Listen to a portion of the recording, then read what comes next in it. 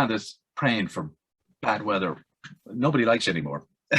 Well, I think it's an argument whether they liked me in the first place. It is true that while I'm not praying for bad weather, but a bit of rain does help our current job. And particularly in my old job, it used to be the exact opposite. I'd be staring at my phone, looking for the sunshine, going, oh, please let there be good surf or so on. Whereas now, it has to be said, the cinema is quite a lot busier when it rains. All the shows this morning sold out. So it goes to show you just how weather orientated we are at this time. It's great to be back on. And I think I got it right. I must have a quick apology for last week, particularly to some of our sharper-eared listeners, particularly Mr. Shane Smith, where I tend to record this for the cinema social media. And of course, being the Egypt that I am, I thought only I could hear the directions that the computer gives me. But apparently the recording started and the recording finished was going out on air. I was unaware of it. As my good friend Philip Doherty said, Collie, never become a criminal or a spy. You will get caught straight away. So, but hopefully it'll work well this week. I'm all ready. I'm all prepared. Well, anyway, you got a big movie, and it's great. It's an Irish movie. Well, that's it. I was thinking about this because I was giving this a bit of a plug on the build-up before I saw it today, and I was thinking, look, do I always get a bit over the top or exaggerate a bit about Irish movies? And the answer is probably almost certainly yes. For example, there will be people who tell you that Mona McSharry didn't actually win the whole Olympics. Would you tell that to the people of Ballyshannon lying in the streets today? Yeah. There's nothing wrong with getting excited about our own, giving ourselves a shot in the arm. So here we have a story from sort of at the border of Donegal and Derry. Eugene is a guy, he doesn't get on with his dad. He's wasting his life away on the beer, frightening local tourists. That's all he does. But there's a secret, a legend in the town that we're going to hear. Now, I think you've got a little clip, and a very short clip, which you will explain why afterwards. Here we go. The boys from County Hell, from Wild Card Productions. Some things are older than science, older than God. The earth has its own secrets. And if you get close enough, you'll hear it.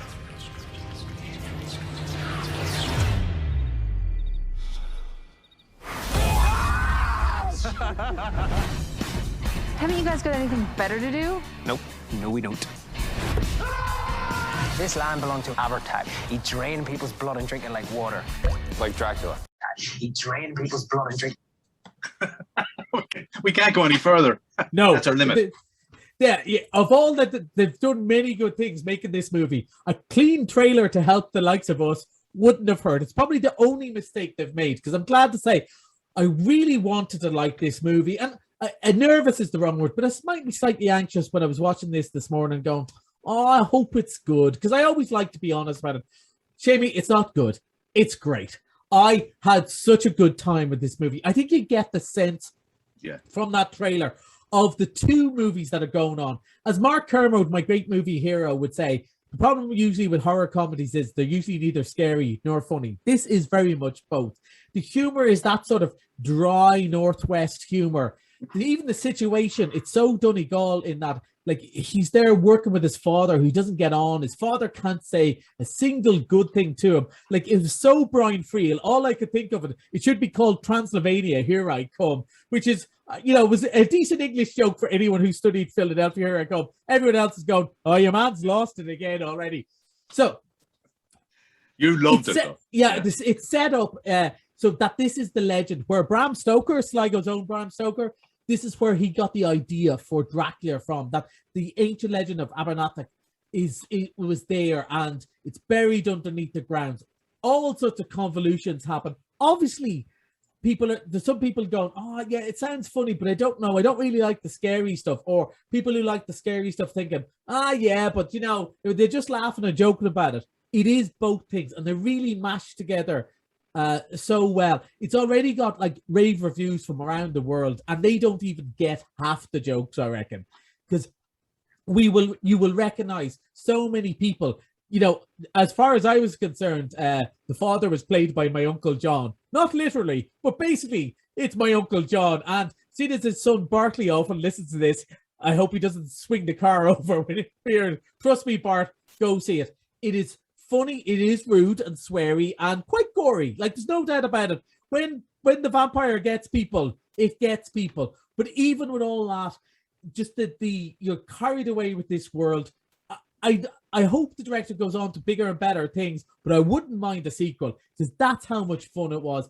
It has to compete with great movies like we talked about last week, like Jungle Cruise and so on. So it needs a leg up from the Irish people to help it compete with that, and it's so well worth it. Don't go, I'll watch it in RT in a couple of Christmases. Go to the movies and see this. Support your own, support local, because it's so well worth it. And if we go and see these movies, they'll make more of them. I can't wait to see what these people do next. So much fun.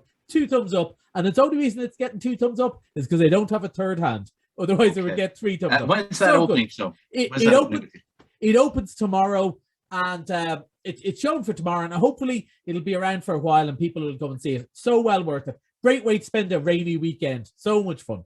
So much fun in the rain. Yeah. Right, and talking about water, Stillwater. And another thing I was kind of glad of, because we've had some really good movies, Shamie. Like, I raved last week by Julius Caesar, Jungle Cruise, and Suicide Squad. But they are that sort of Hollywood big, overblown blockbuster. We've pretty much been talking about that non-stop since the cinemas opened. I think this might be the first proper grown-up, serious movie that has opened up. So Matt Damon plays a sort of, Trump-supporting redneck from Ohio. He works in the oil fields. Again, he get on well with the dad in The Boys from County Hell because, he doesn't say much. He doesn't necessarily get on with his own kids. And his daughter is away in France and she gets arrested for a murder she claims she did not commit. Now, this has a really good pedigree. It's made by Tom McCarthy, who made excellent Spotlight about the child abuse scandal in Boston. I don't know if you remember that. It won the Oscar. I do, yeah. And it is roughly based on the story of Meredith Kercher, who was killed in Italy. And her friend Amanda Knox was arrested and put in prison for several years for something she'd nothing to do with. And I know for a fact she's quite upset. It's been in the press lately that they've kind of taken her story and adapted it, even though it's not about her. About her, isn't it? But she thinks it is. Yeah, she feels that it's an inspiration and feels, that she's associated with a crime she didn't commit, which, there's an awful lot of podcasts and stuff about that at the moment. And I think that's just another interesting flavor to this movie. It looks really good. Matt Damon's getting rave reviews for his portrayal. This is kind of a different character. He's usually a very gregarious, very talkative person. And in this, he's playing a much more desperate man who, as I said, he's estranged from his daughter, but who wouldn't go and try and do what you can? And he goes to Marseille. He's a man who's probably never had a passport in his life. Suddenly finds himself in the French culture, doesn't speak the language, doesn't know the people, just doesn't understand Europeans. It looks really interesting. It only we only got it today as well, and it opens tomorrow, so I haven't yet got a chance to see it. Sorry, I got distracted there because the curtain blocking out the light just fell over. So I've suddenly been brightened up on camera. I see that, Joe. Yes. Well, first time I had a bright spark in quite some time. But this looks really interesting. And all those people, I think, maybe felt, the really good movies that have been out lately, but maybe weren't from them, not since Nomadland. I think they might enjoy that. A really thoughtful piece based in the real world rather than the supernatural. And this opens on Friday, and I'm hoping to catch it myself on Friday. It looks very good. Okay, right. We've one for the kids next, and I can't believe that our own Ronan Keating got a minor role in this. I was going to joke, this is one I probably won't see. I'm not sure that has changed my mind, but it is very easy to be sarcastic about these sort of things. So we won't. Okay, go on. Because look, it's for very little ones, not just little ones to go to the cinema. It's for very little ones. And you know what? I was thinking about this. It's probably a great introduction to going to the cinema, because when you're little, cinema, you'd be excited about it, but it can be a bit scary and a bit long. And to go with your mum or dad, see characters you know already, and let's face it, the movie's going to be quite short, and there's loads of little merch and all that sort of stuff. It's a really good way of getting them used to it. Paw Patrol is a behemoth. It just rolls on and on, makes all the sort of money. There's parents out here who'll be going, great, he or she will love that, and there'll be other parents going, oh God, not those. Not more of it. Not those fascist pups again. who take but it looks over. good though. It looks good. But it is. No, we're genuine. Ronan Keating has a part in it. Yeah, and it is what it is, and it is great for this. And you know what I'm really pleased about? We'll talk more about this next week. I know there's lots of autism-friendly screenings on it, and I think that's great. There's so many people who don't get to bring their families to the movies, and we've got to think more about them. So, something for everyone this week. All right, okay. We have competition time, and this is proving very popular every week. And who doesn't want to go to the pictures? Who doesn't want to go up to Heathcliff Cinemas in Bundoran? I work there and I go in my spare time. That's how good it is. Yeah. So what we're going to do, we're going to ask you to text BOYS, which is kind of the title of our big film this week, BOYS, along with your name and location to 0833 500 530. We leave that over for half an hour or so and get in that. So BOYS is your magic word. Get in BOYS along with your name and location to 0833 500 530. And we could be sending you off to the cinema. You have a good week, and we will be back here next Thursday with more movie news. Looking forward to it already. Bye-bye. All right, Collie. Thanks for that.